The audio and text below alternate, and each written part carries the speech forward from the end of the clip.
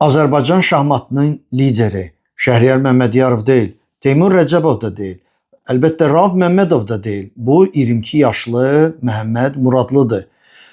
İndiyənəcən Azərbaycan çempionatları tarixində 2 dəfə birinci yeri tutmuşdu, amma onda bizim liderlərimiz oynamırdı. Nə Məmmədiyarov, nə Məmmədov, nə də Rəcəbov. Bu mövsümdə artıq Muradlı necə deyirlər öz qüvvəsini göstərdi. Finala çıxaraq Şəhriyar Məmmədiyarov üzərində öz tarixində birinci dəfə qələbə qazandı və sübut etdi ki, 3 qat Azərbaycan çempionu nahaq yerə olmadı. Maraqlıdır, 22 yaşda çempion olasan, lider olasan, gözlənilməz qələbə qazanasan və həmçində qələbəyə görə 20.000 manat qazanasan. Pis deyil.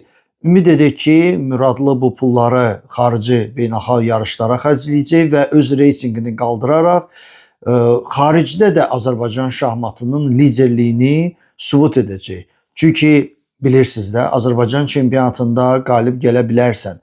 Amma Avropa, dünya səni tanıması üçün sən böyük yarışlarda çempion olmalısan. Muradlı, uğurlar.